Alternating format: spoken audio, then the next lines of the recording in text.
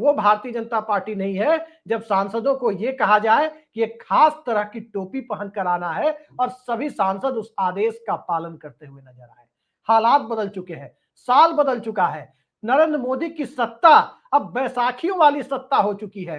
56 inch की छाती, 400 पार का नारा, ये सब एक झटके में जनता ने बिखेर दिया है। और इन सब के बीच लोकसभा में नेता प्रतिपक्ष की मौजूदगी क्या हुई, औपचारिक रूप से लोकसभा को इस वक्त भाजपा के अंदर से एक अलग ही तस्वीर सामने निकल कर आई है, जिसने कहीं ना कहीं मोदी और शाह की नींद पूरी तरह से उड़ा रखी है। दोस्तों, भाजपा के अंदर से खुली खुली बगावत देखने को मिल रही है।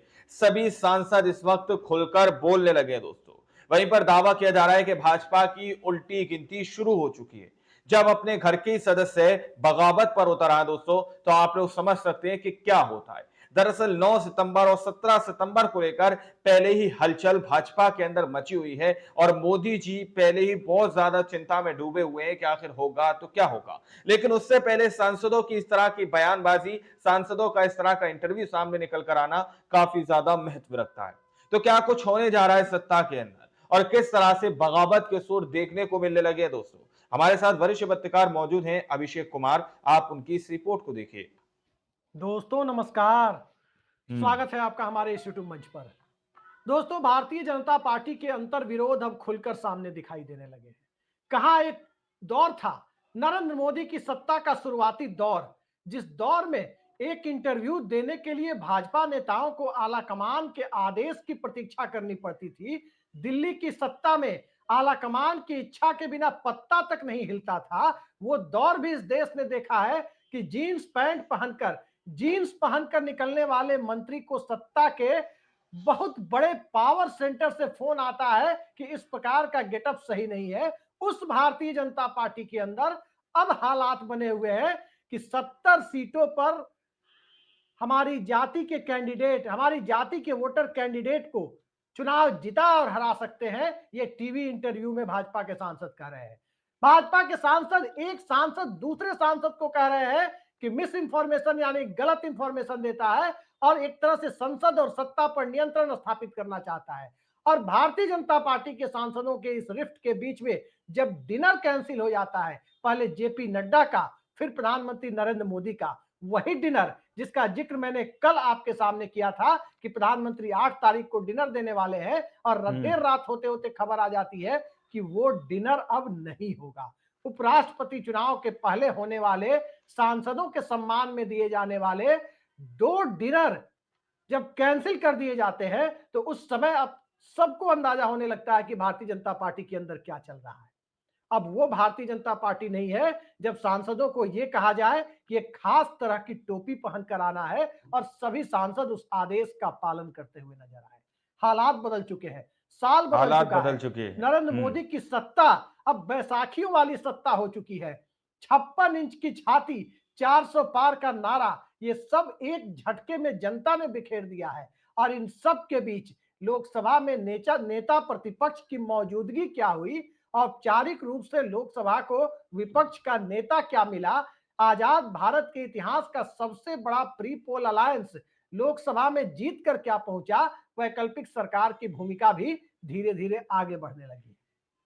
सवाल यह है कि नरेंद्र मोदी की सत्ता कब तक, सवाल यह है कि भारतीय जनता पार्टी के ऊपर मोदी युग कब तक, और सवाल यह है कि गुजरात लॉबी की बादशाहत सत्ता से सिस्टम तक कब तक। और इस कब तक के जवाब के बीच यदि रोल बैक की स्थितियां पैदा हो जाए, तो उस परिस्थिति को किस चश्मे से देखा जाए, ये भारतीय जनता पार्टी के अंदर जो गतिविधियां हैं, जो प्रतीक्षा उधर दिखाई दे रही है, उस प्रतीक्षा से कहीं ज्यादा संघ के सिस्टम के अंदर एक अलग तरह की जो प्रतीक्षा दिखाई दे रही है, उस प्रतीक्षा के बीच से क्या इस देश के अंदर बदलाव की आहट अब सत्ता से लेकर सिस्टम तक सबको सुनाई देने लगा है। जहां एक तरफ अंबानी की मुलाकात, जी हां, मुकेश अंबानी की डोनाल्ड ट्रंप से 12 तारीख को होने वाली मुलाकात टल गई बताई जाती है। टल गई। प्रधानमंत्री का संयुक्त राष्ट्र महासभा का दौरा टाल दिया गया है। प्रधानमंत्री नहीं जा रहे हैं, उनकी जगह विदेश मंत्री जा रहे हैं। और प्रधानमंत्री 17 सितंबर को 75 साल पूरे करने के बाद अगले कौन कौन से कार्यक्रम में शिरकत करेंगे, इसकी कोई औपचारिक सूचना नहीं है। तो इस परिस्थिति में भारतीय जनता पार्टी के अंतर्विरोध यदि खुलकर सामने आने लगे तो क्या कहा जाए। क्या कहा जाए इस दरअसल बारे आज में? 3 इंटरव्यू की चर्चा मैं करने वाला हूं और उस 3 इंटरव्यू की क्रोनोलॉजी को समझने के पहले बीजेपी में क्या चल रहा है उसकी एक बानगी भाजपा सांसदों की कार्यशाला में आप देख सकते हैं कि किस तरह से लंबे अरसे के बाद लाल कृष्ण आडवाणी के पोस्टर लगे हैं। लाल कृष्ण लाल आडवाणी को कृष्ण याद आडवाणी। किया गया है और उस पोस्टर में आप देख सकते हैं कि पहले देश फिर पार्टी और फिर स्वयं की बात की जा रही है। लेकिन यहां तो एक अकेला सब पर भारी संसद के अंदर प्रधानमंत्री नरेंद्र मोदी खुद कहते रहे हैं। संसद के अंदर एक अकेला सब पर भारी कहने के बावजूद जनता 400 पार के नारे को तो छोड़ दीजिए 272 भी तीसरी बार नसीब नहीं होने देती है। तो क्या इस 272 परिस्थिति भी। में गठबंधन धर्म और जिन्ना की मजार पर जाने वाले लाल कृष्ण आडवाणी ही भारतीय जनता पार्टी के आराध्य बनकर आए हैं? वो लाल कृष्ण आडवाणी जिनका राजनीतिक वानप्रस्थ मोदी शाह की जोड़ी ने तय कर दिया, वो लाल कृष्ण आडवाणी जिन्होंने नरेंद्र मोदी को जमीन से उठाकर सत्ता के शीर्ष तक पहुंचा दिया, या वो लाल सत्ता के कृष्ण शीर्ष तक। आडवाणी जिन लाल कृष्ण आडवाणी को आज की तारीख में पृथ्वीराज रोड पर सीमित करने की जो तैयारी 2014 में की गई, उस तैयारी से बाहर अब उम्र की इस अवस्था में वो निकलने की सोच भी नहीं सकते। तो क्या उन लाल कृष्ण आडवाणी को याद करने की नौबत इसलिए आ गई है ताकि जिस प्रकार के इंटरव्यू सामने आ रहे हैं, जिस प्रकार के अंतर्विरोध सामने आ रहे हैं, बिहार का चुनाव सर पर खड़ा है, एसआईआर के सिस्टम पर जनता सिस्टम और सत्ता दोनों को का मिला जुला स्वरूप एक आंतरिक गठबंधन के तौर पर देख रही है। तो क्या सत्ता और सिस्टम की इस आहट को जनता ने बदलाव की परिस्थितियों से जोड़कर देखना तो शुरू नहीं कर दिया है? और इस बदलाव की परिस्थितियों के बीच भारतीय जनता पार्टी के अंदर बदलाव की कसमसाहट तेज तो नहीं हो रही है? मैं जिस 3 इंटरव्यू की बात कर रहा हूं उसने भूचाल ला दिया है भाजपा के अंदर। 2 इंटरव्यू भारतीय जनता पार्टी के सांसद और कॉन्स्टिट्यूशन क्लब के चुनाव में मोदी शाह के कैंडिडेट माने जा रहे संजीव बालियान को हराने वाले राजीव प्रताप रूडी का है। और एक मीडिया बाइट है, दरअसल वो मीडिया बाइट अशोक गहलोत की है जो कांग्रेस के नेता है, लेकिन कहीं ना कहीं राजस्थान की सियासत में जो पक रहा है वो 1995 के वाघेला प्रकरण की तरफ तो लेकर नहीं जा रहा है। हर राज्य में एक असंतुष्ट गुट बीजेपी के अंदर खड़ा हो गया है, हर राज्य में दिखाई दे रहा है। चाहे उत्तर प्रदेश की बात करें तो उत्तर प्रदेश में अगड़ा बनाम पिछड़ा की लाइन इस रूप में खड़ी हो गई है कि लोकसभा चुनाव में उसका साक्षात दर्शन लोगों ने कर लिया। ठीक इसी तरीके से आप राजस्थान की परिस्थितियों को देखिए तो राजस्थान में एक अलग तरह की परिस्थिति है जहां वसुंधरा राजे मुख्यमंत्री पद डिजर्व करती हैं, उन्हें नहीं बनाया गया, इस बात की तस्दीक सार्वजनिक रूप से अशोक गहलोत कर रहे हैं। तो क्या राजस्थान के अंदर एक शंकर सिंह वाघेला प्रकरण की तरह नई सरकार बनाने की कवायद चल रही है? क्या मध्य प्रदेश में मोहन यादव प्रकरण को उनको मुख्यमंत्री बनाए जाने की प्रक्रिया को स्वीकार नहीं किया जा रहा है? क्या बिहार में सम्राट चौधरी, दिलीप जायसवाल और नित्यानंद राय की तिकड़ी को भारतीय जनता पार्टी पचा हालात नहीं बदल पा रही चुके है? हैं। और क्या महाराष्ट्र में देवेंद्र फडणवीस को मुख्यमंत्री बनाए जाने के बाद की परिस्थितियों में मराठा लॉबी असहज महसूस कर रही है? भारतीय जनता पार्टी सत्ता की बगावत और सत्ता के दरमियान होने वाली गलतियों दोनों का खामियाजा अलग अलग समय पर भुगत चुकी है। कल्याण सिंह को मुख्यमंत्री पद से हटाए जाने का खामियाजा केंद्र में 10 साल के सत्ता के वनवास के रूप में भाजपा ने देखा, जब भाजपा पर पिछड़ा वर्ग विरोधी होने का आरोप मजबूत होता चला गया।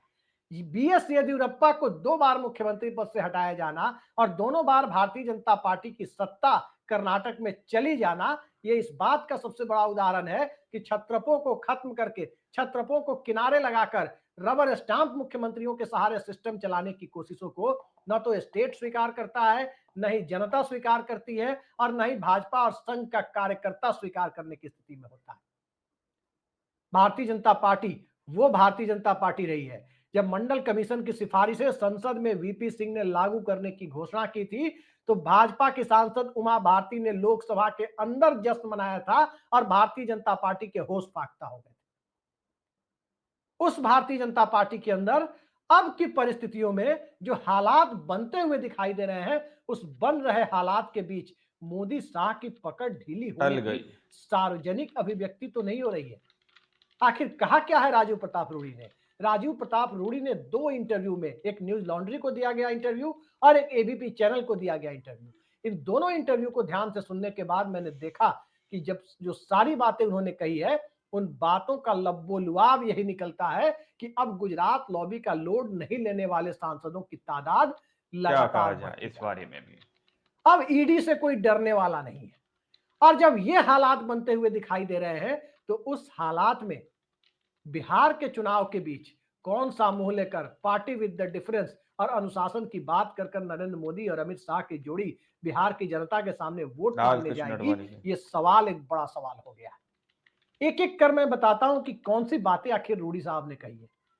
राजीव प्रताप रूडी ने संजीव बालियान प्रकरण का जिक्र किया, कॉन्स्टिट्यूशन क्लब का चुनाव, और उस चुनाव का जिक्र उन्होंने किया और उस चुनाव के बारे में जो बातें सामने आई कि किस तरह से एक व्यक्ति सत्ता और सिस्टम पर कब्जा करना चाहता है। 272 भी। भारतीय जनता पार्टी का एक सांसद मिसगाइड करने वाले इंफॉर्मेशन देता है, उस तरह की गलत सूचना प्रसारित करता है और किस तरह से चुनाव को प्रभावित करने के लिए, पूर्ण नियंत्रण स्थापित करने के लिए लोकतांत्रिक मर्यादाओं को ताक पर रखता है। ये बात जब राजीव प्रताप सत्ता रूडी के कह रहे शिस्तक। थे, तो इंटरव्यू लेने वाले पत्रकार ने उनसे पूछ लिया कि क्या इशारा निशिकांत दुबे की तरफ है। वो निशिकांत दुबे जिन्होंने कॉन्स्टिट्यूशन क्लब पर वर्षों से हावी कथित दलाल संस्कृति को खत्म करने की बात कही थी। यानी राजीव प्रताप रूडी जिस तरह से अध्यक्ष बने हुए हैं, वहां पर लोगों के वोटों से बने हुए। दोस्तों, आप लोगों ने इस वीडियो को शुरू से आखिर तक देखा। वीडियो के अंदर साफ तौर पर बात की गई है कि किस तरह से भाजपा के अंदर बगावत उठने लगी है, बगावत का सुर देखने को मिलने लगा है। सांसद खुलकर बोलने लगे हैं। अब ये सांसद वो सांसद नहीं है जिनको पहले ये कहा जाता था कि पार्टी के अंदर मीटिंग के अंदर जब तुम आओगे तो तुम्हें इस कलर की टोपी लगाना पड़ेगी या इस तरह की टोपी और इस तरह का ड्रेसिंग होना चाहिए तुम्हारा, इस तरह के ड्रेसिंग सेंस से तुम्हें मीटिंग के अंदर आना पड़ेगा। अब वो भाजपा ये बची नहीं है दोस्तों, ऐसा दावा किया जा रहा है अभिषेक कुमार की तरफ से। अब भाजपा के अंदर सांसद सीधे तौर पर बगावत करने लगे हैं। भाजपा के अंदर सांसद सीधे तौर पर सवाल पूछने लगे हैं। दो टूक बात और दो टूक जवाब सांसद देने लगे हैं, जिसकी वजह से कहीं ना कहीं भाजपा के अंदर बगावत का धुआं देखने को मिल रहा है। आप लोगों ने इस रिपोर्ट को देखा सुना, आप लोग इस रिपोर्ट के बारे में क्या सोचते हैं, अपनी राय कमेंट सेक्शन में जरूर दीजिएगा। सच्ची पक्की खबरें देखने के लिए आप चैनल को सब्सक्राइब कीजिए। मिलते हैं अगली वीडियो में, जब तक के लिए जय हिंद, जय भारत।